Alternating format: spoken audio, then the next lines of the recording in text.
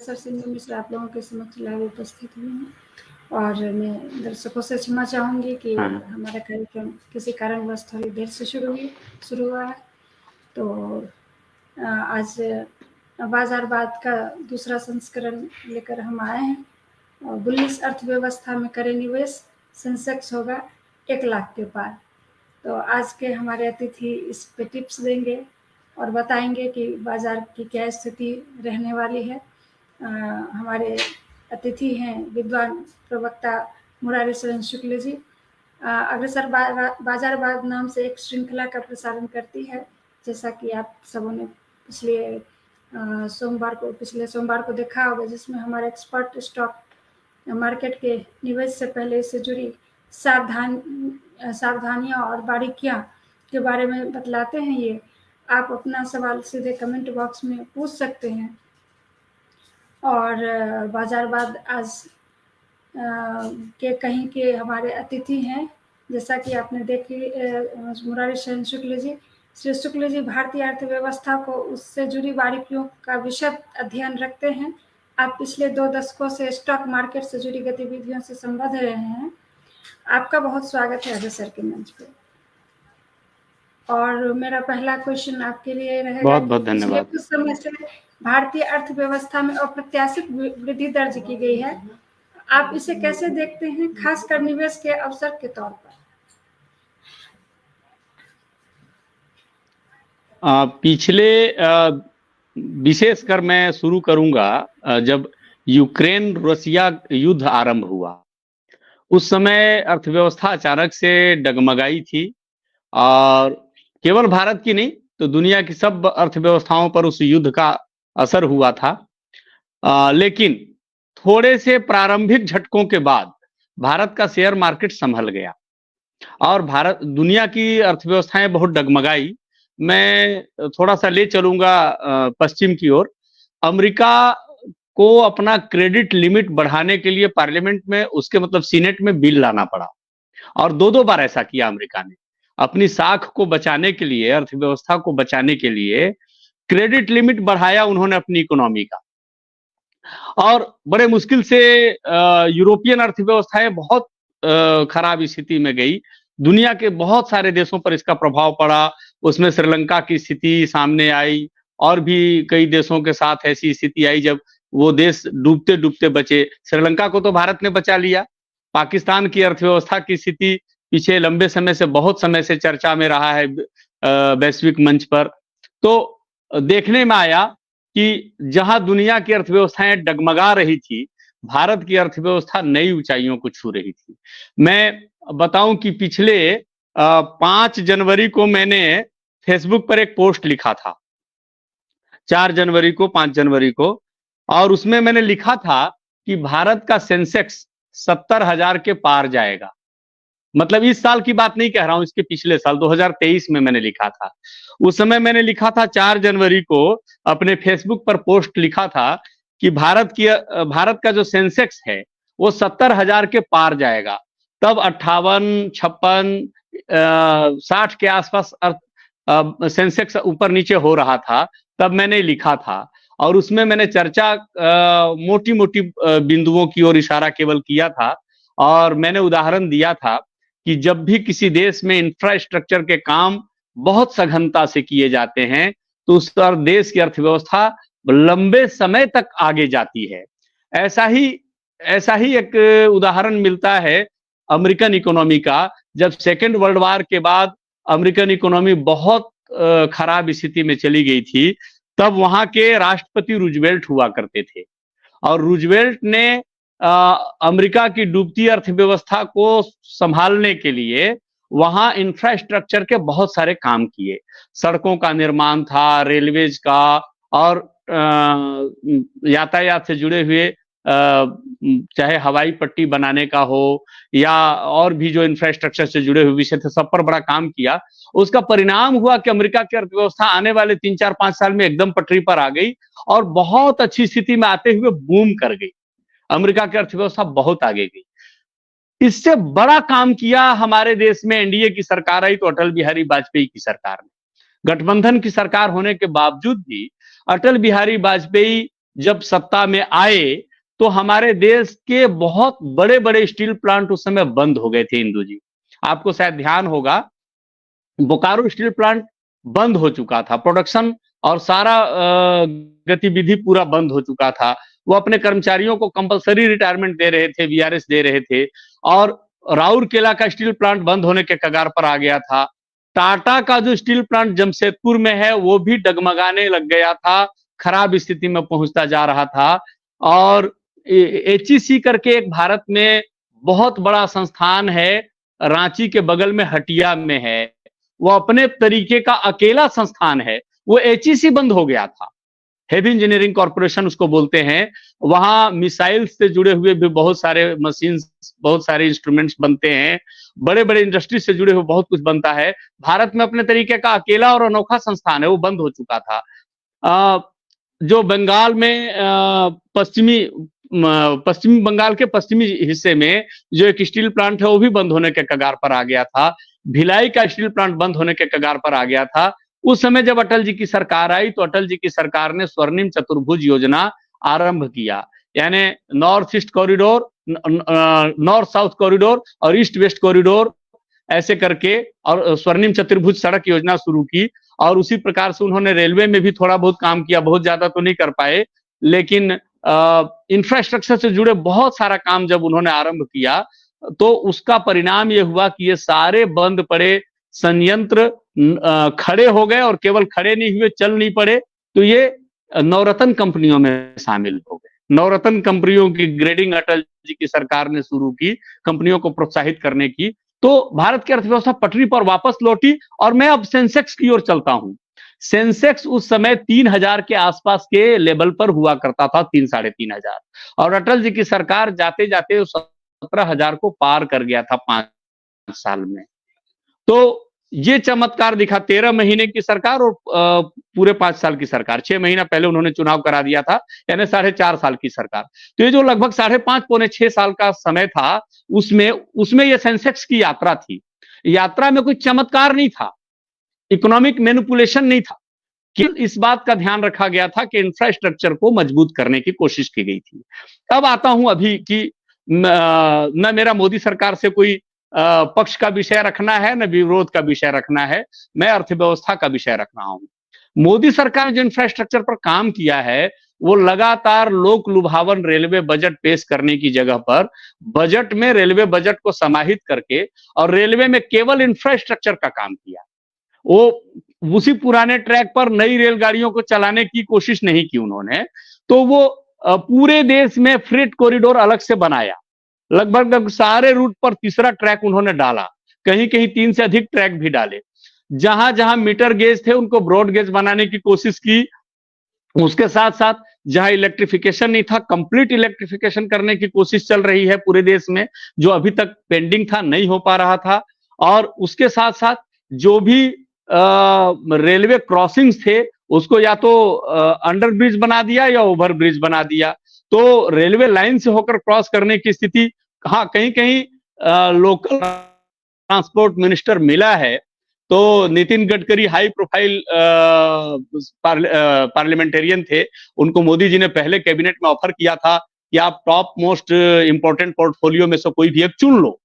तो उन्होंने ट्रांसपोर्ट चुना, तो उन्होंने कहा बहुत छोटा मिनिस्ट्री है, बोला कोई बात नहीं। लेकिन नितिन गडकरी जैसे वजनदार शरीर के थे, वैसा आज वजनदार उन्होंने ट्रांसपोर्ट मिनिस्ट्री को बनाकर दिखा दिया। और दुनिया भर के सारे देशों में आज तक जितनी सड़कें नहीं बनी थी, भारत जैसे देश में उससे कई गुना अधिक सड़कें बनाकर दिखा दिया।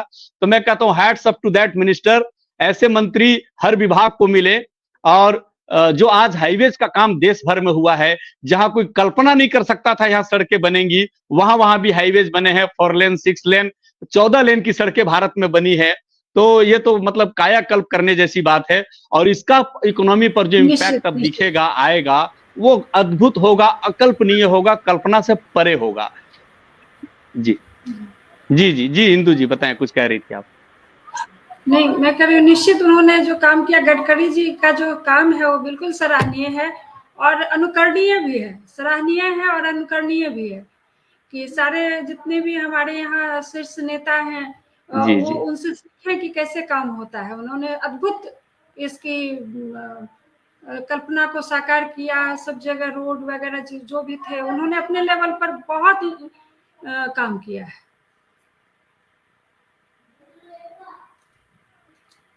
जी जी जी जी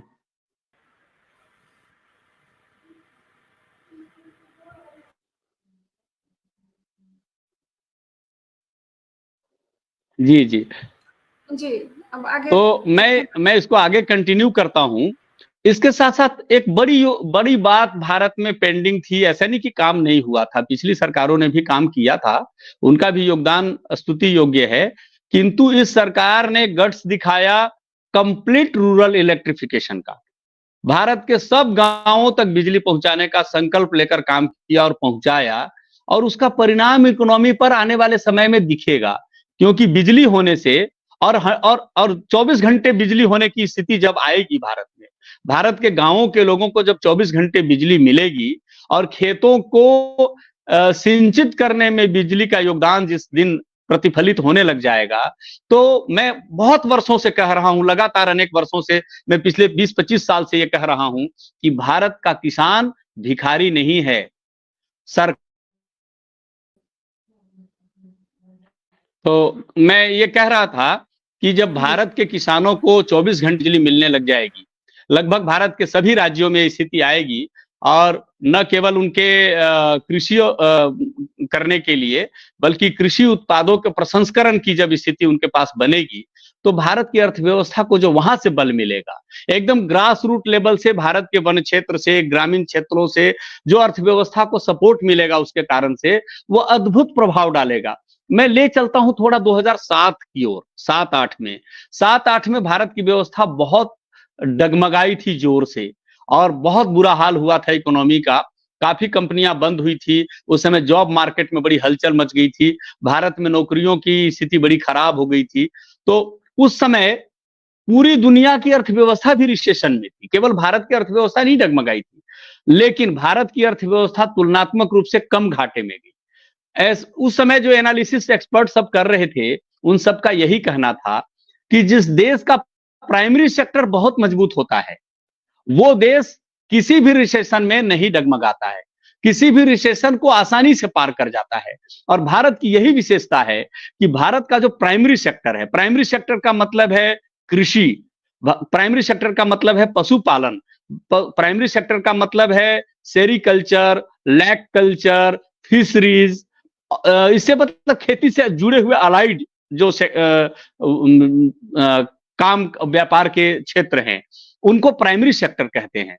यानी कि प्रकृति से जुड़ी हुई चीजों का से जितना भी काम धंधा जुड़ता है, उन सबको प्राइमरी सेक्टर कहते हैं।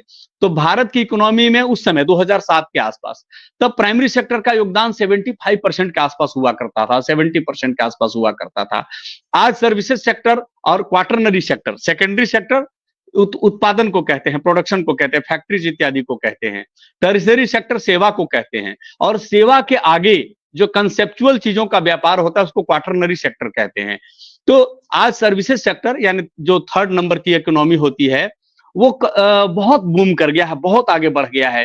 क्योंकि आज मनुष्य को कई प्रकार की सुविधाएं सेवा के रूप में मिलती है, उनको सर्विसेज सेक्टर कहते हैं। वो बहुत बड़ा होने के कारण से रेशियो के दृष्टि से देखेंगे तो प्राइमरी सेक्टर का कंट्रीब्यूशन घटा है, तब भी वो 30-35%, 40% पर बना हुआ है आज भी।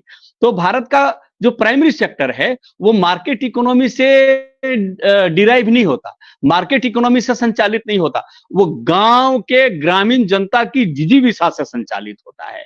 और वो मार्केट से थोड़ा बहुत प्रभावित हो सकता है, थोड़ा स्विंग हो सकता है, लेकिन किसान अपने सस्टेनेंस के लिए जो एक्टिविटी करता है वो किसी भी मार्केट के प्रभाव से कभी बंद नहीं होता।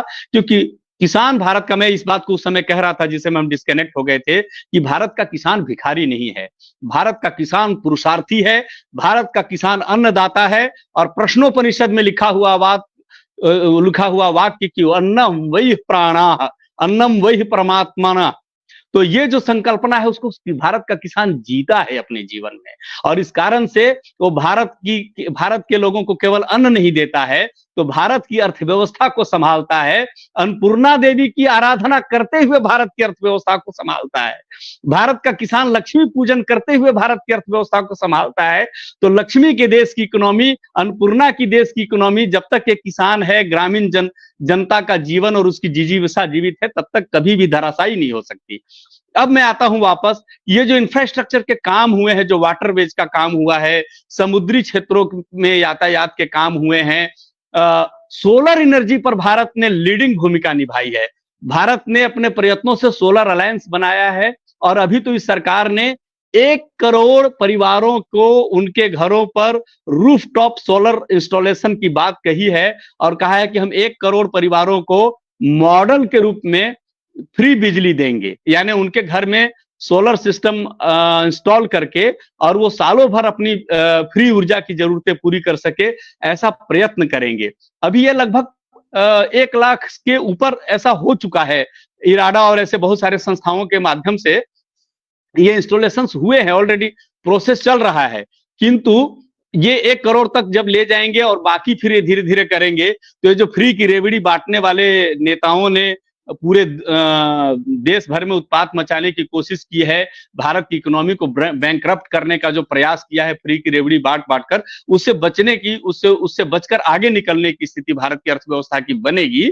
और सोलर प्लांट्स सरकारी तौर पर भी बहुत जगह पर बिठाए गए हैं, जहां सूरज की रोशनी बहुत अच्छी आती है, तेज आती है। वहां भले ही रेगिस्तान हो, खेती नहीं होती, लेकिन किसान वहां सोलर इंस्टॉलेशन के माध्यम से अपनी आय सुनिश्चित करने की कोशिश कर रहा है। तो ऐसे बहुआयामी प्रयत्न भारत की अर्थव्यवस्था के लिए हो रहे हैं। और एक बड़ी अच्छी बात है कि अभी भारत सरकार ने, जो प्रधानमंत्री ने पीछे लाल किले से संबोधन दिया था 2047 तक भारत को विकसित भारत बनाने का, डेवलप्ड कंट्रीज के श्रेणी में भारत को खड़ा करने का, उसका 100 दिनों का रोड मैप अभी कैबिनेट की लास्ट मीटिंग में उन्होंने फाइनल किया है, सबके साथ शेयर किया है, साझा किया है कि हम 100 दिन तक, आने वाली सरकार पर 100 दिन तक क्या करेंगे, वो पूरा रोड मैप बना करके उसको फाइनल करके फिर इलेक्शन मोड में जा रहे हैं। तो मुझे लगता है कि सारा काम जितना भी हुआ है भारत में, एक बड़ी अच्छी बात है कि हम कभी डिफेंस इक्विपमेंट सबका सब आयात करते थे, इंपोर्ट करते थे। आज हम डिफेंस के फील्ड में बड़े एक्सपोर्टर बनकर धीरे धीरे उभरते जा रहे हैं। केवल डिफेंस में फाइटर प्लेन और तोप और मिसाइल्स ही नहीं बनते, राडार सिस्टम ही नहीं बनते, डिफेंस सिस्टम ही केवल नहीं बनते। तो डिफेंस में बहुत सारी छोटी छोटी सामग्रियों की जरूरत होती है। तो वो बहुत सारी चीजें भारत बनाता है, और बड़े बड़े हथियार भी हम बना रहे हैं। एल&टी जैसी कंपनियां जो पहले डेवलपमेंट में रहती थी, टाटा जैसी कंपनियां जो केवल मोटर व्हीकल्स और बाकी सब चीजें ही बनाती थी, वो आज डिफेंस इक्विपमेंट्स बनाने के लिए भी आगे आई है। ऐसी बड़ी बड़ी कंपनियों ने कंट्रीब्यूट किया है, विदेशी कंपनियों के साथ मिलकर ज्वाइंट वेंचर में भी बना रहे हैं। तो भारत एक बड़े डिफेंस एक्सपोर्टर के रूप में आ रहा है। हमारा जो इसरो था, इसरो तो पहले से ही प्रॉफिटेबल था, अब वो बहुत कमर्शियलाइज होता जा रहा है। इसरो की जो प्रक्षेपण सुविधाएं हैं, जो मिसाइल्स, जो सैटेलाइट्स भेजने की जो उनकी सुविधाएं हैं, वो दुनिया के में टॉप क्लास की है और बहुत सस्ती है। सस्ती होने के कारण दुनिया के बहुत बड़े बड़े कंपनियों के लोग अपने लक्षित सैटेलाइट्स, अपने बिजनेस मॉड्यूल के लिए सुटेबल सैटेलाइट्स को लेकर इसरो के पास आते हैं और यहां से प्रक्षेपण करवाते हैं। अमेरिका जैसे देश, जर्मनी, फ्रांस, ब्रिटेन जैसे देश भी अपने सैटेलाइट्स लाकर भारत में इसरो से लॉन्च करवाते हैं। यहाँ डिजाइन भी करवाते हैं, बनवाते भी हैं, कभी कभी आकर के यहाँ असेंबल भी करते हैं और उनको प्रक्षेपित करवाते हैं हमसे, इसरो से। तो इसरो भी एक बड़ा कमाई का साधन बन रहा है। डीआरडीओ जो कभी डेड हुआ करता था, डीआरडीओ की हंसी उड़ाई जाती थी कभी सफेद हाथी के रूप में कि हम उनको पाल रहे हैं, आज डीआरडीओ वर्ल्ड क्लास का एक संस्थान बन गया है, इनोवेटिव काम कर रहा है, गजब का उसका ये दिख रहा है। मेक इन इंडिया के तहत जो भारत में डिफेंस कॉरिडोर्स जहां जहां बन रहे हैं, अभी अयोध्या में दुनिया का भारत का सबसे बड़ा एक डिस्ट्रिक्ट में किया हुआ डिफेंस के फील्ड का इन्वेस्टमेंट आ रहा है। तो अयोध्या में एक डिफेंस कॉरिडोर बन रहा है और मुझे लगता है कि ऐसे एक ही नहीं, बहुत जगह से डिफेंस कॉरिडोर बनाए जा रहे हैं। तो उसके कारण से जो भारत डिफेंस के फील्ड में आगे बिजनेस लेकर आएगा। अभी जैसे माइक्रो चिप्स और इन सब के बारे में नए उपक्रम भारत में शुरू हुए हैं, तो वो एक सेमीकंडक्टर्स और इन सब के बारे में जो अभी अभियान शुरू हुआ है, वो जब आगे आएगा, भारत चाइना को बहुत सारे फील्ड में, हार्डवेयर के फील्ड में चुनौती दे रहा है, हार्डवेयर इलेक्ट्रॉनिक्स के फील्ड में चुनौती दे रहा है। जो अमेरिका और यूरोप की कंपनियां चाइना से खरीद कर माल ले जाया करती थी, अब वो अपना सारा खरीदारी भारत की ओर शिफ्ट कर रही हैं। विदेशों की बहुत सारी कंपनियां, टेस्ला जैसी कंपनियां और ऐसे बहुत सारी कंपनियां भारत के मेक इन इंडिया अभियान के तहत, जहां हम कंपनियों को सपोर्ट कर रहे हैं, सुविधाएं दे रहे हैं, वो सब भारत में आ रही हैं। तो इनका इम्पैक्ट भारत की इकोनॉमी पर पड़ रहा है और दिख भी रहा है। जब जब दुनिया की इकोनॉमी धराशायी होती है, डगमगाती है, तब भी भारत की अर्थव्यवस्था पर फर्क नहीं पड़ता है। और एक समय में लगा था कि अंबानी की सारी कंपनियों के शेयर्स जब डाउन हो रहे थे कि भारत की अर्थव्यवस्था हिल जाएगी, लेकिन ऐसा हुआ नहीं, ऐसा हुआ नहीं। अंबानी की कंपनी के डगमगाने से भी भारत की अर्थव्यवस्था को कोई फर्क नहीं पड़ा और भारत की अर्थव्यवस्था लगातार ऊंचाई छूती गई, आगे बढ़ती गई। और एक ही साल में शायद अडानी हाँ, अडानी की बात मैं कर रहा हूं, अंबानी शब्द निकल गया होगा।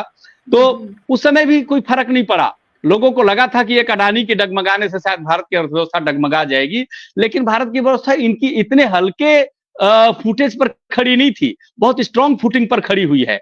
और इस कारण से हर हिकअप्स को, हर एक प्रकार के ऐसे झटकों को झेलते हुए बहुत सधे हुए कदमों से भारत की अर्थव्यवस्था आगे बढ़ रही है। और अभी हम इक्विटी मार्केट जो हमारा है, इक्विटी मार्केट की तुलना दुनिया की होती है, और जैसे इकोनॉमी की चर्चा होती है कि हम 5वें नंबर पर हैं और अब जल्दी चौथे नंबर पर आने वाले हैं जर्मनी को टेक ओवर करके, वैसे हमारा इक्विटी मार्केट भी 5वें नंबर पर है दुनिया में और जर्मनी को हम जल्दी ही टेक ओवर करने वाले हैं। तो मैं ये कहूंगा कि भारत की अर्थव्यवस्था आने वाले समय में 1 लाख की सीमा को पार करने वाली है। कम से कम 2024 के अंत तक ये 85,000 की लिमिट को पार कर जाएगी, इतना तय है, मेरा आकलन है। मैंने जो पिछले 4 जनवरी 2023 को पोस्ट लिखा था, उसमें लिखा था कि 1 साल में भारत की अर्थव्यवस्था 70,000 पार करेगी, लेकिन मेरे आकलन से 3,000 अधिक, यानी 73,000 को पार कर गई थी 2023 के अंत में। तो इस बार कम से कम 12,000 की बढ़ोतरी, 13,000 की बढ़ोतरी इस साल में 24 में देखने को मिलेगा। आज 74,000, जब हम इंदु जी से चर्चा कर रहे थे तो उस समय हम लोगों की चर्चा कल ही शाम में हुई थी, तो मैंने कहा था कि उस समय कि हो सकता है कि आज के बारे में कि भारत का जो सेंसेक्स है वो 74,000 पार कर जाएगा। तो आज 74,000 के अंक को क्रॉस किया था इंट्राडे में, बीच के ट्रेड में।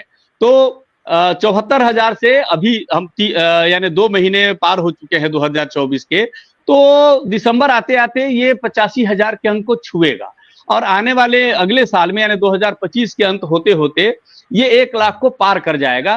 तो मेरा एक निवेदन है कि भारत की अर्थव्यवस्था जब आगे बढ़ रही है, भारत की इकोनॉमी बूम कर रही है, भारत सरकार का संकल्प है कि हम दुनिया के 3रे नंबर की इकोनॉमी बनेंगे, 3रे नंबर की इकोनॉमी बढ़ने की ओर भारत की संकल्पना है, तो इसका लाभ आप भी उठाएं। मैं ये भूमिका रख के आप तक आना चाहता था, सामान्य लोगों से संवाद करना चाहता था, इसका लाभ कैसे उठाएं। तो मेरा निवेदन है कि आप डीमेट अकाउंट खोलें। पहला काम, डीमेट अकाउंट खोलने के लिए बहुत कोई जरूरत नहीं होती है। मैं डीमेट क्यों खोलना ये पहले चर्चा करता हूं कि आपने अपने खाते में पैसा रखा हुआ है, आपने बहुत मेहनत से पैसा कमाया है, ये सब ठीक बात है, और थोड़ा बहुत पूंजी जोड़ के रखा है, 10,000, 20,000, 50,000, लाख, 2 लाख, 5 लाख आपने रखा हुआ है, और उस पर क्या मिलता है आपको? तो साधारण खाता में रखने पर 4% का ब्याज मिलता है। 4% पर आप खुश हो सकते हैं, इसमें कोई गलत भी नहीं है, वो तो आपको मिलता ही, आपका पैसा रखा हुआ है। आप थोड़े बुद्धिमान होते हैं तो कोई रेकरिंग खोल लेते हैं, कोई एफडी कर लेते हैं। रेकरिंग या एफडी में कितना मिलता है? तो आपको 6%, 7%, कभी कभी आरबीआई बढ़ाता है लिमिट तो 8.5-9% भी मिल जाता है। लेकिन हर अब उसके बाद जो आप म्यूचुअल फंड को चुनते हैं, म्यूचुअल फंड में 15%, 12%, 16% जैसा आपका फंड होता है उस हिसाब से आपको रिटर्न मिलता है। तो कुल मिलाकर आप बहुत कम कमाई पर संतुष्ट होकर रह जाते हैं। बहुत सारे लोग जो असुरक्षा का अनुभव करते हैं वो LIC और लाइफ इंश्योरेंस के बहुत सारे, लगातार फोन आ रहा है, मैं उठा नहीं रहा हूं क्योंकि ये चर्चा बाधित हो जाएगी। तो आप जो इंश्योरेंस की कंपनियां हैं, रुक गई क्या? आवाज आ रही है? आ रही है, आवाज आ रही है आपका इंदु जी। हाँ, आवाज आ रही है, आवाज आ रही है। आपका फोन रोटेशन, आवाज जा रही है ना? जी जी। हाँ हाँ, तो हाँ, वो थोड़ा सा स्क्रीन रुक गया था फोन कटने के बाद। हाँ हाँ हाँ, ठीक हो गया। हाँ, वो थोड़ा सा फोन कटने के बाद ट्रू कॉलर थोड़ा एक मैसेज जो भेज देता है उससे गड़बड़ हो जाती है। तो मेरा ये कहना था कि हम चर्चा कर रहे थे कि डीमेट क्यों खोलना चाहिए, और आप जो इंश्योरेंस में पैसा लगाते हैं तो 1.5%, 2%, 2.5% से ज्यादा रिटर्न आपको नहीं मिलता, वो भी 15-20 साल वेट करने पर मिलता है। और कुछ अनहोनी हो गया उसकी बात करके आपको इंश्योरेंस वाले पैसा लगवा देते हैं। तो मेरा ये कहना है कि आप 15% पर क्यों संतुष्ट हो, आप उससे आगे बढ़ सकते हैं, आप उस पैसे का अधिक अच्छा उपयोग कर सकते हैं। तो मेरा ये कहना है कि हर जगह तो मैं आपको सलाह देने के लिए नहीं उपलब्ध हो सकता, या और भी कोई नहीं हो सकता। आपके आसपास कोई ऐसा व्यक्ति मिल सकता है जो इन्वेस्टमेंट करता होगा शेयर मार्केट में। आप पहले किसी एक कंपनी का डीमेट अकाउंट खोलिए। डीमेट अकाउंट खोलने के बाद आप उस डीमेट देने वाली कंपनी का ऐप इंस्टॉल करिए। ऐप इंस्टॉल करके आपको जो भी डीमेट से जुड़ी हुई इंफॉर्मेशन, आपको आपका मेंबरशिप आईडी, प्रोफाइल आईडी वगैरह मिल जाता है, वो सब डाल करके आप उसमें ऐप में आप एक्टिव हो जाइए और उसको आप अकाउंट से कनेक्ट कर लीजिए। आपके अकाउंट से कनेक्ट करके आप थोड़ा बहुत पैसा ट्रांसफर करके कुछ फंड्स की जानकारी लीजिए। मैं एक सिंपल बात आपको बताता हूं समझने के लिए। आप गूगल पर अगर शेयर से जुड़ा हुआ न्यूज पढ़ना शुरू करेंगे तो गूगल का जो आर्टिफिशियल इंटेलिजेंस है वो आपको शेयर मार्केट से जुड़ा हुआ न्यूज ही सजेस्ट करेगा। आप अगर कुछ भी देखते हैं गूगल पर सर्च करके जो भी न्यूज, जो भी आइटम पढ़ने की कोशिश करते हैं, गूगल आपको उसी विषय से जुड़ी हुई सामग्री अधिक से अधिक उपलब्ध कराता है। तो आपको शेयर से जुड़ा हुआ न्यूज गूगल पर आसानी से मिल जाएगा। बहुत सारे शेयर मार्केट्स की जानकारी देने वाले वेबसाइट्स हैं, एप्स हैं, उन सब की अभी आप सहारा ले सकते हैं। प्रतिदिन थोड़ा पहले अध्ययन करिए, मार्केट में कौन सी कंपनी ऊपर जा रही है, नीचे जा रही है, थोड़ा अध्ययन करिए। और शुरुआत में थोड़ा थोड़ा पैसा लगाइए, ज्यादा पैसा मत लगाइए। जोश खरोश में आके अधिक लगा देने से गड़बड़ होता है। और मेरा ऐसा, जैसा मैंने पिछली बार भी कहा था कि किसी भी कंपनी में अपनी सारी पूंजी मत लगा दीजिए। आपके पास 10 लाख है तो आप 10 लाख मत लगाइए, आप 2-3 लाख लगाइए। और 2-3 लाख एक कंपनी में मत लगाइए, आप 10 कंपनियों में बांट कर लगाइए। और अच्छी कंपनी का चुनाव करिए। लेकिन किसी भी अच्छी कंपनी में उस समय पैसा मत लगाइए जब उसका शेयर का प्राइस बहुत ऊंचा हो। आप उसके नीचे आने का वेट करिए। कोई भी कंपनी का शेयर ऊपर जाता है तो नीचे भी आता है उसका प्राइस, उसमें करेक्शन भी होता है। क्योंकि हमारे जैसे बहुत सारे लोगों ने जो इन्वेस्टमेंट किया होता है, कभी न कभी हम उसमें अपना प्रॉफिट बुकिंग करते हैं। जब प्रॉफिट बुकिंग करते हैं तो शेयर का मूल्य नीचे आता है। तो ऐसे समय में जब शेयर का मूल्य नीचे आता है उस समय आप खरीदिए, और जिस समय हाई जाता है, उस थोड़ी ऊंची कीमत हो जाती है, उस समय बेच के निकलिए। आप एक आकलन देखते रहिए। लोग बहुत सारे एक्सपर्ट लोग बताते रहते हैं कि ये इस कंपनी का शेयर इतने लेवल तक जाएगा। उस लेवल के आसपास अपनी समझ के हिसाब से अपने इंट्यूशन और इंस्टिंक्ट का थोड़ा यूज करिए, अपने इंटेलिजेंस का भी यूज करिए। आपको देखते देखते पढ़ते पढ़ते अनुभव हो जाएगा, उस हिसाब से खरीद बिक्री करिए। तो आप धीरे धीरे एक अच्छा अमाउंट उसमें से निकाल लिया करेंगे। मैं 10 जगह लगाने के इसलिए कह रहा हूं कि अपनी एक सम अमाउंट जो आप लगाना चाहते हैं, जैसे 10,000 ही लगाना चाहते हैं, तो 10,000 एक ही कंपनी में मत लगाइए, 1000 करके आप 10 कंपनियों में लगाइए। इससे फायदा क्या होगा कि कभी कोई बाय द वे आपसे कोई कंपनी चुनने में गलती हो गई, वो नीचे जा रहा है, वो टूट रहा है, डूबने के कगार पर है, और आप न्यूज उसके बारे में समझ नहीं पाए, पढ़ नहीं पाए, जानकारी पूरी नहीं जुटा पाए, तो 4 कंपनी नीचे जाएगी तो 6 कंपनी ऊपर भी जाएगी, 5 कंपनी नीचे गई तो 5 कंपनी ऊपर जाएगी। तो इससे क्या होगा कि आपका जो घाटा है वो बैलेंस हो जाएगा, और घाटा बैलेंस हो जाएगा तो आपको ये झटका नहीं लगेगा अरे मेरा तो पैसा डूब गया। तो ये डूबने से कई बार आदमी का कलेजा बैठने लगता है, क्योंकि गाढ़ी कमाई जब डूबती है तो आदमी अंदर से घबरा जाता है। तो इसलिए आप ऐसा करके चुनिए, लेकिन बुद्धिमत्ता से चुनाव करिए। कोई जानकार है आपके आसपास तो आप उससे सजेशन भी ले सकते हैं, उससे सुझाव भी ले सकते हैं। और सुझाव लेने का लाभ होता है कि आप डूबने से बचेंगे, कहीं ना कहीं घाटे में जाने से बचेंगे, आपका पैसा सुरक्षित रखने में आप सफल हो जाएंगे। तो जुडिशियसली थोड़ा अध्ययन करिए, प्रतिदिन कुछ पढ़िए, जानकारी जुटाइए। जिस समय मार्केट बंद हो रहा होता है, शनिवार को जिस समय मार्केट क्लोज हो रहा होता है, उस समय बहुत सारे लोग ओपिनियन लेकर आते हैं, क्योंकि 2 दिन इन्वेस्टर खाली होता है। और 9:30 से 3:30 के बाद आगे पीछे भी व्यक्ति थोड़ा खाली होता है। उस समय ट्रेडिंग के टाइम में हो सकता है अपनी चीजों का ऑब्जर्व करने में, कुछ पैसा लगाना है, शेयर्स बेचना है, खरीदना है, उस समय व्यस्तता हो जाती है। तो ऑफ टाइम, जब मार्केट ऑफ टाइम होता है, उस समय आप अध्ययन जरूर करिए, पढ़िए जरूर। एनएससी बीएससी पर भी बहुत सारा इंफॉर्मेशन होता है, उनके भी वेबसाइट्स है, मतलब नेशनल स्टॉक एक्सचेंज के और बॉम्बे स्टॉक एक्सचेंज के, दोनों के भी वेबसाइट्स हैं। भारत की अर्थव्यवस्था में इन्वेस्टमेंट करते हैं तो विदेशी चीजें पढ़ भी सकते हैं, क्योंकि विदेशों में डेवलप हो रही आर्थिक चीजों का भी भारत की अर्थव्यवस्था पर असर पड़ता है। पहले ज्यादा पड़ता था, आजकल कम पड़ता है, क्योंकि भारत के इन्वेस्टर्स थोड़े बुद्धिमान हो गए हैं, भारत के इन्वेस्टर्स थोड़े मजबूत भी हो गए हैं दुनिया की अर्थव्यवस्थाओं को समझते समझते। तो भारत का जो इन्वेस्टर है वो अब सेंटिमेंटल भी हो गया है। विदेशी लोग जब भारत की अर्थव्यवस्था को डुबाने की कोशिश करते हैं, हिलाने की कोशिश करते हैं, तो भारत की अर्थव्यवस्था पहले डगमगाया करती थी, लेकिन आजकल जो देशी इन्वेस्टर है उन सब का मुकाबला करने के लिए डट कर खड़ा हो गया है और विदेशियों की एक भी चाल सफल नहीं होने देता है। ये ठीक है कि दुनिया के लोग इन्वेस्टमेंट करने आते हैं तो वो भी कमा कर जाते हैं यहाँ से, लेकिन हम अपनी अर्थव्यवस्था को बचाने के लिए होशियार हो गए हैं, सक्षम हो गए हैं।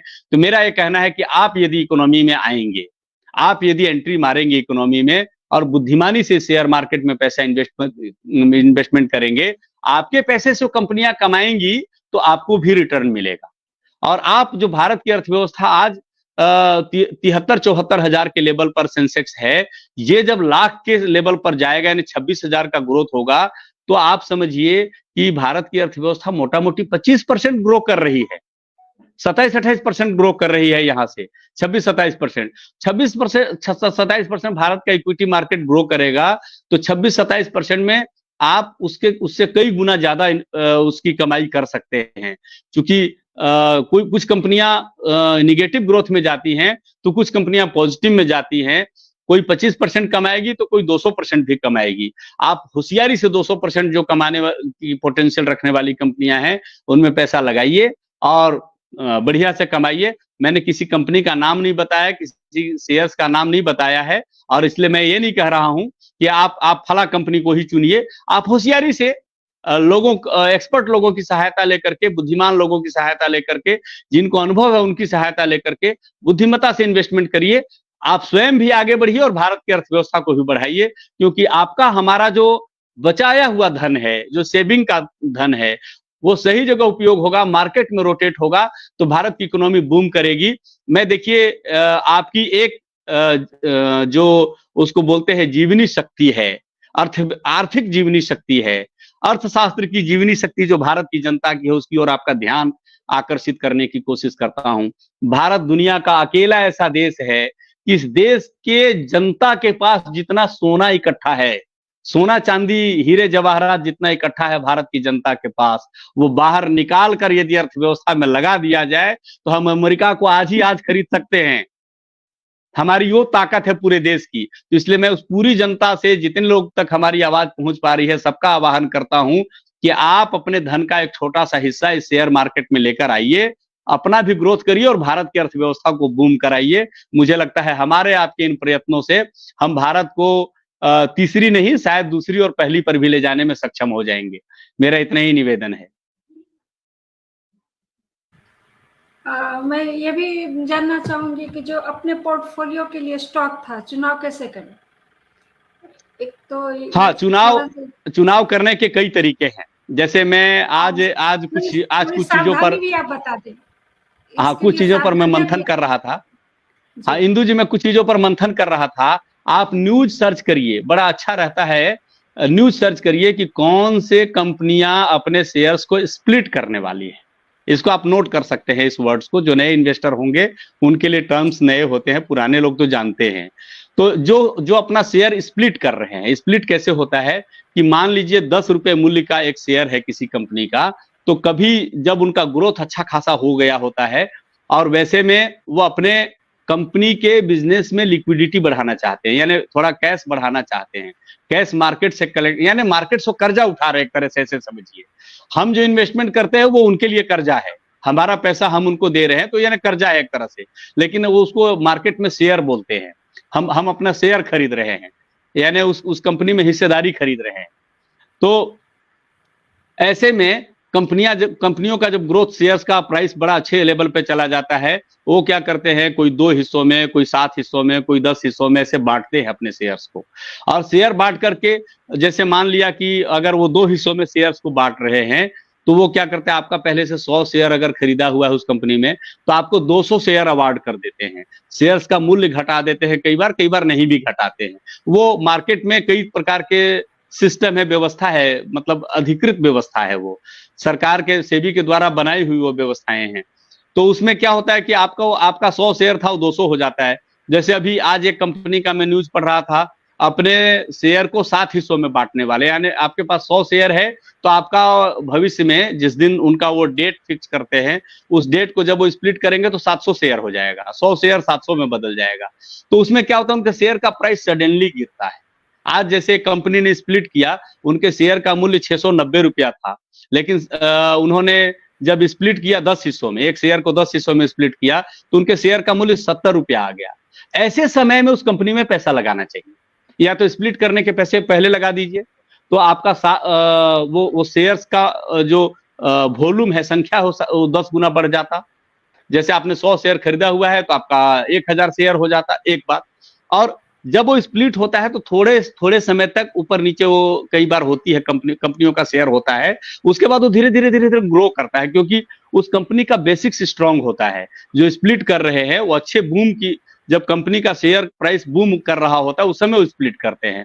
खराब अवस्था में आमतौर पर स्प्लिट नहीं करते, थोड़ा बहुत ऊपर नीचे कुछ दिन होने के बाद वापस पुराने लेवल पर आने की स्थिति कई बार बनती है। तो अगर वो अभी 70 रुपए पर स्प्लिट करने के बाद हुआ है और वो 690 या 700 पर फिर से जाता है, तो आपका जो पूंजी लगाया हुआ है वो 10 गुना ग्रो कर जाता है। जैसे 2 हिस्सों में स्प्लिट किया हो, पुराने लेवल पर फिर से अगर आ गया, तो आपका तुरंत शेयर का प्राइस दोगुना हो जाता है। मैं कंपनी का नाम नहीं लूंगा, मैंने कंपनी में शेयर लगाया था, खरीदा था, 100 शेयर खरीदा, और उसके करीब 1 महीने 15-16 दिन के बाद उन्होंने शेयर को स्प्लिट कर दिया, और 1 शेयर के बदले में उन्होंने 4 शेयर अवार्ड किया।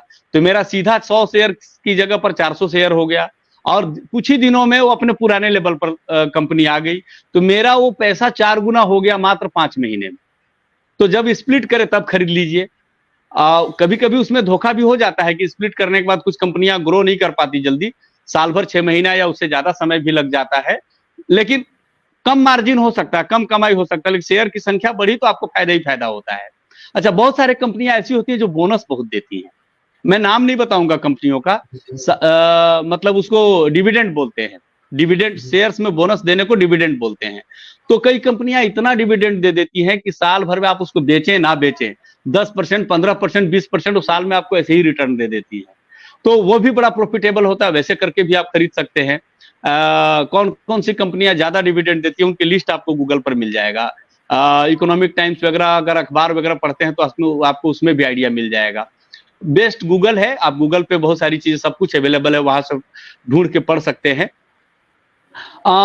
जब भी कोई कंपनी किसी कारणवश थोड़ी नीचे आती है और बहुत रिनाउंड कंपनी है, अच्छी कंपनी है, आपको पता है कि ये कंपनी भविष्य में भी डूबने वाली नहीं है, पीछे 100 साल या 50 साल या 20 साल से इनका अच्छा हिस्ट्री है। जैसे सॉफ्टवेयर की कंपनियां 100 साल पुरानी तो नहीं है, 100 साल पहले तो सॉफ्टवेयर नहीं थे, लेकिन सॉफ्टवेयर की जो कंपनियां हैं, जो इंफॉर्मेशन टेक्नोलॉजी की फील्ड की जो कंपनियां हैं, वो है 25-30 साल पुरानी ही, 20 साल 25 साल पूरा 15 साल पुरानी है, लेकिन उनका भविष्य है। और मैं नाम लिए बिना कह रहा हूं, सेक्टर का नाम ले रहा हूं, जैसे मेटल्स का काम है, जब तक इंफ्रास्ट्रक्चर डेवलपमेंट का काम हो रहा है तो मेटल्स में ग्रोथ होना ही होना है, मेटल्स का मार्केट पीछे नहीं जाएगा। अब जब भी इकोनॉमी बूम करेगी तो बैंकिंग सेक्टर के बिना बूम नहीं कर सकती, फाइनेंशियल इंस्टीट्यूशंस के बिना बूम नहीं कर सकती। तो आप बैंकिंग सेक्टर को, फाइनेंशियल इंस्टीट्यूशंस को, बैंक्स थोड़े मजबूत कौन से हैं आधारभूत तरीके से, वो सब जरा समझ के उनको चुनना पड़ता है। कोई बैंकरप्ट हो रही है ऐसे बैंक में पैसा नहीं लगा देना चाहिए, जैसे कोऑपरेटिव बैंक्स वगैरह और ऐसे जो कुछ डूब रहे बीच बीच में, तो उनको थोड़ा सावधानी से चुनना चाहिए उनके शेयर्स को। ऐसे ही एनर्जी से जुड़े हुए, सोलर एनर्जी से जुड़े हुए सेक्टर्स ग्रो कर रहे हैं, डिफेंस से जुड़े हुए बहुत सारे कंपनियां हैं, उनके ग्रोथ का चांस काफी अच्छा दिख रहा है। तो ऐसे करके सेक्टर्स भी चुनना चाहिए। और अभी एक ऑर्गेनिक खेती की ओर बड़ा रुझान देश में बढ़ रहा है। एक देश तो हमारा नॉर्थ ईस्ट का है, जो सिक्किम, जो 100% ऑर्गेनिक खेती करने वाला राज्य है। ऐसे बहुत सारे राज्यों में ऑर्गेनिक खेती बढ़ रही है। तो ऑर्गेनिक खेती और उससे उत्पादों से जुड़े हुए बहुत सारी कंपनियां ऐसे आगे आई है। तो उस तरीके से भी आप चयन कर सकते हैं, सिलेक्शन कर सकते हैं। तो जिस भी फील्ड में आपको ग्रोथ दिख रहा है उससे जुड़े हुए समाचार पढ़िए। बजटरी सपोर्ट जिन कंपनियों को मिलता है, स्टेट बजट से भी मिल सकता है, सेंट्रल बजट से भी मिल सकता है। तो ऐसे जो अनाउंसमेंट होते हैं जिसमें किसी किसी सेक्टर को खास सपोर्ट देने की घोषणाएं हुई है, फंड एलोकेट हुए हैं, तो उस सेक्टर के ग्रोथ का चांस रहता है, आप वहां भी उसको भी पिक कर सकते हैं। कभी कभी कुछ कुछ कंपनियों के किसी अब जैसे इंडियन ऑयल कंपनी के साथ अभी चार्जिंग स्टेशंस लगाने के लिए कुछ कंपनियों के समझौते हुए हैं, जो चार्जिंग इंस्ट्रूमेंट्स और फैसिलिटीज बनाते हैं वो हुआ है। तो ऐसे करके जिन कंपनियों का ऐसा समझौता हुआ उनको पूरे देश भर में ऐसा बनाने के लिए अवसर मिलेगा, तो उनका ग्रोथ होना है। ऐसे करके आप चुन सकते हैं। मैं किसी खास कंपनी का नाम नहीं बताने की कोशिश कर रहा हूं। तो जब भी किसी को बड़ा प्रोजेक्ट मिलता है देश भर में कुछ ऐसे काम करने का या काफी हेवी काम करने का, तो उनका ग्रोथ होता है। तो आप ऐसे न्यूज पढ़ते रहिए, और न्यूज पढ़ते रहेंगे तो आपको लगाने का अवसर मिलेगा। लेकिन मैं फिर से कह रहा हूं कि जब भी किसी कंपनी का शेयर हाई लेवल पर हो उस समय उसमें कृपया इन्वेस्टमेंट ना करें। तब करें जब उसके शेयर का प्राइस नीचे हो, उसको नीचे आने का वेट करें, उसको रेगुलर ऑब्जर्व करिए, देखते रहिए, परखते रहिए। जिस समय वो नीचे आए उस समय इन्वेस्टमेंट करिए। जिस समय नीचे रहेगा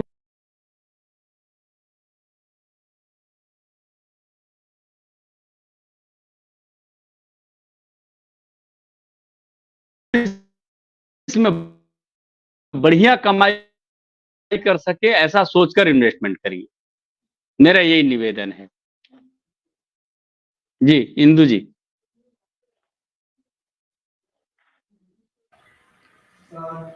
तो भी मैं चाहूंगी कि इसमें जैसे इन्वेस्ट करेंगे लोग, तो आप थोड़ी सावधानियों के बारे में भी लोगों को बतला दें, क्योंकि बहुत लोग हैं जो इंट्राडे में करते हैं निवेश, तो उन सब चीजों में अधिकांश लोग तो फंस ही जाते हैं।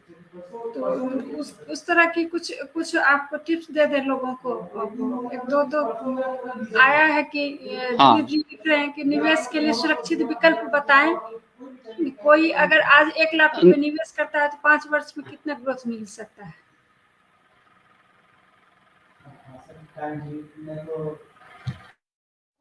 देखिए मैं एक बात कहूंगा, क्योंकि दिलीप जी पूछ रहे हैं इसलिए मैं कह रहा हूं कि अब जैसे एक भारत के लोगों का एस्पिरेशन है कि हर आदमी जब कमाता है तो कार खरीदना चाहता है।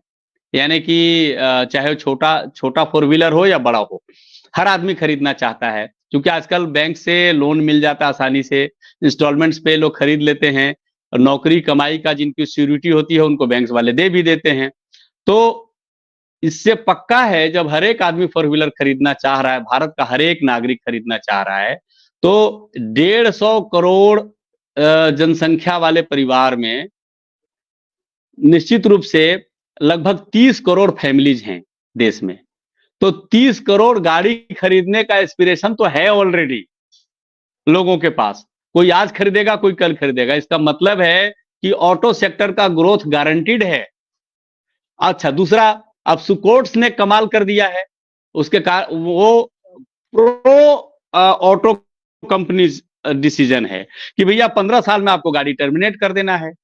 तो फ्यूल्स और जो पोल्यूशन है उससे जुड़ी हुई बातों के दूसरे भी विकल्प थे। पहले लोग 40-40 साल तक गाड़ियां चलाते थे। आप पोल्यूशन कंट्रोल करने के दूसरे भी व्यवस्थाएं कर सकते थे। मैं सरकार के या कोर्ट की आलोचना करना नहीं चाहता हूं, क्षमा चाहते हुए आगे बढ़ता हूं। किंतु आज 15 साल में जब गाड़ी चलाने पर प्रतिबंध है तो स्वाभाविक है कि आप 15 साल के बाद गाड़ी को कबाड़ में बेचेंगे या किसी को बेचेंगे और उसके बाद नई गाड़ी खरीदेंगे। तो स्वाभाविक रूप से ऑटो का सेगमेंट बढ़ेगा। तो इसलिए आप ऑटो में भी संभल कर कंपनी अच्छी चुनकर पैसा लगा सकते हैं, लेकिन आप पैसा लगाइए और केवल इक्विटी में लगाइए। मेरा यह सुझाव है, केवल इक्विटी के सेगमेंट में पैसा लगाइए। आप इंट्राडे में ट्रेडिंग करने बिल्कुल मत जाइए। मेरा यह सुझाव है, आपसे आग्रह भी है, सुझाव भी है और आग्रह भी है, क्योंकि इंट्राडे के बारे में सेबी लगातार इंस्ट्रक्शन जारी कर रहा है। सारे ट्रेडिंग प्लेटफॉर्म्स को ये मैंडेटरी नोटिस दिया है कि आप सबको दिखाइए हमारा फाइंडिंग। मैंने पिछली बार शेयर करने के लिए दिया भी था आपको कमेंट सेक्शन में फिर से डाल दीजिएगा स्क्रीनशॉट जो मैंने आपको भेजा था, कि कमेंट में डाल दीजिएगा कि 10 इन्वेस्टर्स में से 9 इन्वेस्टर घाटे में जाता है और ऑन एन एवरेज 50,000 का घाटा उठाता है। 50,000 रुपए का घाटा उठाता ही उठाता है एनुअली। तो इंट्राडे में सेफ नहीं है जाना। इंट्राडे बड़े खिलाड़ियों का फील्ड है, वहां बड़े लोग गेम करते हैं, बड़े इन्वेस्टर्स गेम करते हैं और उसमें छोटा इन्वेस्टर बेचारा फंस जाता है, ठगा जाता है। 4 बार कमा लेता है तो कभी कभार वो घाटे में भी चला जाता है, डूब भी जाता है। तो वो हाई रिस्क गेम है, वहां मत जाइए। आप कभी भी फ्यूचर ऑप्शन जिसको डेरिवेटिव, कई बार आपको बहुत सारे प्लेटफॉर्म्स पैसा दे देते हैं, लाख 2 लाख दे देते हैं कि आप करिए और उसके बाद अपने मर्जी से आपके शेयर्स बेच भी देते हैं। आप घाटे में हो फायदे में हो, इससे उनको कोई लेना देना नहीं। एक टाइम ड्यूरेशन उनको अपना पैसा निकालना होता है। तो आप उसमें मत फंसिए, उस ट्रैप में मत फंसिए। आप सीधा सीधा केवल और केवल इक्विटी में इन्वेस्टमेंट करिए, उसके इतर कहीं भी मत जाइए। इक्विटी में इन्वेस्टमेंट सुरक्षित है, इक्विटी में इन्वेस्टमेंट बहुत अच्छा माना जाता है और इक्विटी में भी आप बहुत जुडिशियस होकर काम करिए। मजबूत कंपनियों में लगाइए, अच्छी कंपनियों में लगाइए जिनके ग्रोथ की संभावनाएं पूरी पूरी है। बहुत सारे सेक्टर्स ऐसे हैं जो कई बार डगमगा जाते हैं, तो जो डगमगा रहे हैं उनसे बचिए। उनके बारे में न्यूज मिल जाता है, उनके बारे में न्यूज लोग बाग लिखते रहते हैं, एक्सपर्ट्स ओपिनियन देते रहते हैं। बहुत सारे लोग लाइव वेबिनार्स कर रहे होते हैं, फ्री वेबिनार्स करते रहते हैं, तो उनको भी सुनिए। बहुत सारे वीडियोज भी आते हैं यूट्यूब पर, भी आपको शेयर से जुड़े हुए बहुत सारे वीडियोज मिलेंगे। तो जो अच्छे एनालिसिस करने वाले लोग हैं उनको सुनेंगे तो आपको आइडिया मिल जाएगा, सेक्टर्स के बारे में न्यूज मिल जाएगा, कंपनीज के बारे में न्यूज मिल जाएगा और उस पर अपना भी दिमाग लगाइए। केवल सुनकर मत दौड़िए। अंधी दौड़ में दौड़ने से कई बार आदमी फंस जाता है। कई बार लोग अपने वेस्टेड इंटरेस्ट से भी सुझाव देते हैं, तो उसमें मत फंसिए। तो मेरे कहने का अर्थ है कि आप दूसरों की सुनकर, दूसरों का एनालिसिस पढ़कर, अपना बुद्धि लगाकर, अपनी व्याख्या करके, अपना एनालिसिस करके फिर इन्वेस्टमेंट की ओर जाइए। क्योंकि पैसा आसानी से बैठे बैठे किसी को नहीं मिलता, बहुत मेहनत से पैसा कमाता है आदमी और उसका एक हिस्सा बचाता है। तो वो सेविंग का जो अमाउंट है, हम उसके सहारे आपको आगे बढ़ने का सुझाव दे रहे हैं। मैं कभी भी ये नहीं चाहूंगा कि आप घाटे में जाएं या आप हानि में जाएं। तो इसलिए थोड़ी सावधानी से और रातों रात अमीर बनने के सपने देखकर इंट्राडे या फ्यूचर ऑप्शंस में, डेरिवेटिव्स में मत जाइए। आप केवल इक्विटी में इन्वेस्टमेंट करिए। इक्विटी सेफ है और बढ़िया है, वहां से आप अच्छा ग्रोथ कर सकते हैं। वहां लॉस के चांसेस कम रहते हैं यदि आप थोड़ी बुद्धिमत्ता से इन्वेस्टमेंट करते हैं। जी चलिए, बहुत बहुत आभार आपका कि आपने इतनी अच्छी जानकारी दी, खास करके वैसे लोगों को जो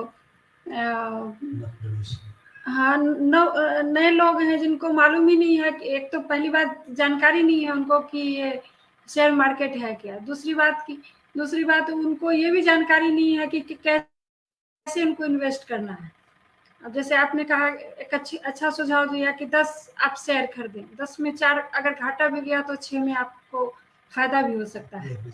तो ये एक सुझाव आपका बहुत अच्छा रहा और ऐसे ही नए नए सुझावों को लेकर आपके साथ फिर हम लोग आएंगे। तब तक के लिए बहुत बहुत सवाल तो बहुत सारे हैं, बहुत जुड़े हुए भी हैं। आप 2-4 ले सकते हैं।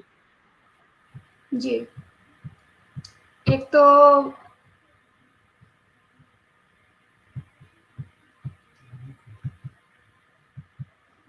विष्णुपद योगा से हैं वो कह रहे हैं सेंसेक्स और म्यूचुअल फंड इन्वेस्टमेंट को कैसे प्रभावित करता है। म्यूचुअल फंड चलाने वाली कुछ कंपनियां होती हैं, वो कंपनियां वही करती हैं जो मैंने आपको सुझाव दिया। जैसे मैंने आपको कहा ना कि आपका अगर 10,000 इन्वेस्टमेंट का मन है या 1 लाख लगाने का मन है, तो उसको आप 10-12 हिस्सों में बांट दीजिए और 10-12 कंपनियों में लगा दीजिए। तो म्यूचुअल फंड वाले भी यही करते हैं। आप जो छोटा अमाउंट या जो भी SIP चुनते हैं, जो भी अमाउंट इन्वेस्ट करते हैं, उसको 10 जगह, 12 जगह, 15 जगह ऐसे टुकड़ों में तोड़ के लगा देते हैं।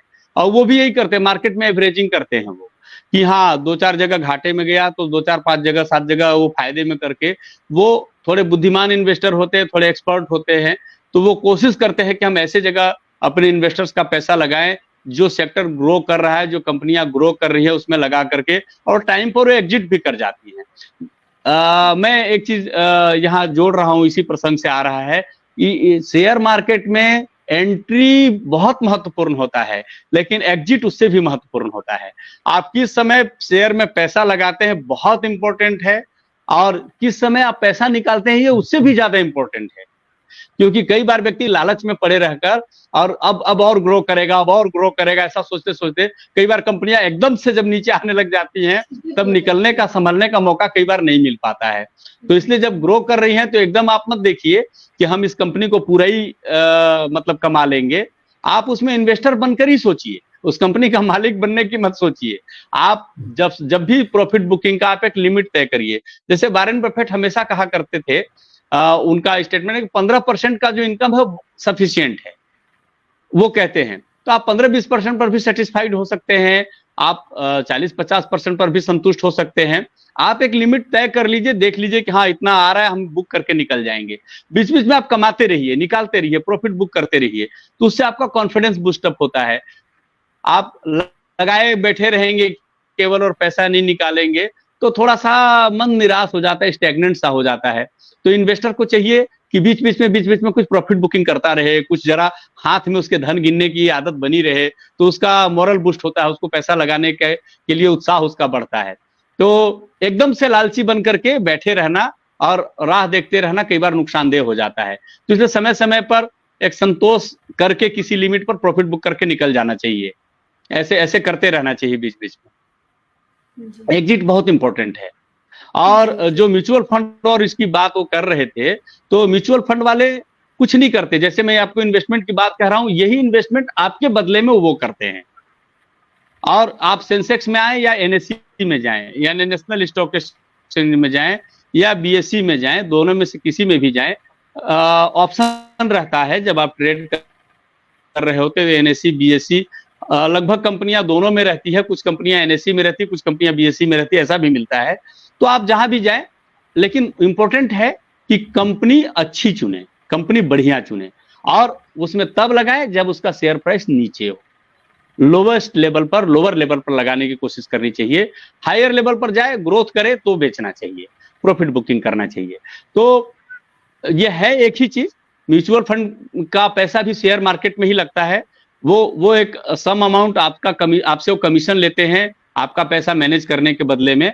वही ब्रोकर भी करता है। कई बार आपको आसपास कोई ब्रोकर मिल जाता है, आप उसके थ्रू लगाते हैं, तो भी आपसे एक सम अमाउंट अपना कमीशन के रूप में लेता है और आपके फंड को मैनेज करता है। जो ट्रेडिंग प्लेटफॉर्म्स हैं जहां आप ऑनलाइन करते हैं, वो लोग भी आपसे ब्रोकरेज अमाउंट काटते हैं। अलग अलग प्लेटफॉर्म्स का अलग अलग ब्रोकरेज परसेंटेज होता है, तो आप उसमें ये सेलेक्ट कर सकते हैं कि कौन सा जो ट्रेडिंग प्लेटफॉर्म है ये भविष्य में डूबने वाला नहीं है, क्योंकि वो डूबेगा तो आपका पैसा फिर फंस जाएगा। तो भविष्य में नहीं डूबेगा ये सोचिए, एक बात। दूसरी बात कि उसका कमीशन कम है और रिनाउंड है, यानी कि प्रसिद्ध है, तो वो अपनी साख बचाने के लिए संघर्ष करती है। ऐसी कंपनियां जिनकी साख है बाजार में, वो कभी भी अपना नाम डुबाना नहीं चाहती हैं। तो अच्छा ट्रेडिंग प्लेटफॉर्म चुनिए, कम ब्रोकरेज ले ऐसा ट्रेडिंग प्लेटफॉर्म चुनिए और बहुत बुद्धिमानी से इन्वेस्टमेंट करिए। आप स्वयं अगर सक्षम है, समझदार हैं, अर्थव्यवस्था की थोड़ी बहुत बेसिक्स जानते हैं, तो म्यूचुअल फंड को चुने बिना सीधा भी जा सकते हैं, शेयर मार्केट में आ सकते हैं। मैं उसी के लिए आपको आग्रह कर रहा हूँ, डीमेट खोलने के लिए वही आग्रह मैं कर रहा हूँ। और अगर आप डरते हैं या आपको अर्थव्यवस्था की बहुत ज्यादा समझ नहीं है, तो आप म्यूचुअल फंड सेलेक्ट कर सकते हो। कम से कम एफडी से तो ज्यादा ही मिलेगा आपको, 12-15% का रिटर्न मिल जाता है म्यूचुअल फंड में, अच्छा फंड चुनने पर। लेकिन म्यूचुअल फंड में जब भी आप जाएं तो 3 साल से कम का इन्वेस्टमेंट ना करें, क्योंकि 3 साल से कम में म्यूचुअल फंड में बहुत अच्छा रिटर्न नहीं मिलता है। 3 साल, 4 साल, 5 साल, 7 साल या उससे ज्यादा पर आप जाते हैं तो वहां अच्छा रिटर्न मिलता है। लेकिन शेयर मार्केट में अलग कहानी है। शेयर मार्केट में आप 4 महीने में भी बारा न्यारा कर सकते हैं, आप 6 महीना, साल भर में भी। वो डिपेंड करता है कि आपने कौन सी कंपनी का शेयर चुना है और कौन सी कंपनी कब क्लिक कर जाती है, कब वो उसका शेयर का प्राइस बूम कर जाता है। इन्वेस्टर्स का रुझान जिन कंपनियों की ओर अधिक होता है, वो कंपनियां अचानक से ग्रो कर जाती हैं। तो आप ऐसे करके चुनाव कर सकते हैं, सेलेक्ट कर सकते हैं, स्वयं भी इन्वेस्टमेंट कर सकते हैं। वो आप पर डिपेंड करता है कि आपको इकोनॉमी की समझ कितनी है, हिम्मत कितनी है। इसमें एंटरप्रेन्योरशिप, एंटरप्राइजिंग जो स्किल है, एंटरप्राइज बोलते हैं इन्वेस्टमेंट करने के हिम्मत को, ऐसे साधारण हिम्मत को करेज बोलते हैं, और धन लगाने का जो हिम्मत है उसको एंटरप्राइज बोलते हैं। तो आप में एंटरप्राइजिंग मतलब वो कलेजा, हिम्मत जो है वो कितना है, उस पर डिपेंड करेगा। थोड़ा डरते हैं तो म्यूचुअल फंड चुनिए, थोड़ा साहसी हैं, थोड़ा रिस्क लेने की क्षमता है, हिम्मत कर सकते हैं, तो सीधा शेयर मार्केट में आइए, मेरा यह आग्रह है। अनामिका जी लिख रही हैं इंडियन ऑयल में भी बहुतों का पैसा डूब गया। हाँ, पहले सरकारी कंपनियों में पैसा डूबता ही था लोगों का, पहले ग्रोथ नहीं होता था। लेकिन अभी इंडियन ऑयल के बारे में बहुत सारे ब्रोकरेज फर्म ने घोषणा किया है कि इंडियन ऑयल ग्रो करेगा, ऐसा कहा है। मैं आपको ये नहीं कह रहा हूं कि आप उसमें लगाइए। पहले जब भी सरकारी कंपनियों के शेयर्स का ग्रोथ बहुत स्लो होता था, धीमा होता था, और जब कंपनियां कर्जे में थी, ऑयल क्षेत्र की कंपनियां कर्जे में थी, उस समय काफी लोगों के पैसे डूबे हैं। ये आपकी बात सही है, ये ठीक बात है। चलिए, बहुत बहुत धन्यवाद आपका इतने अच्छे सुझाव के लिए। हम लोग फिर जुड़ते हैं अगले एपिसोड में। जी जी, बहुत बहुत धन्यवाद।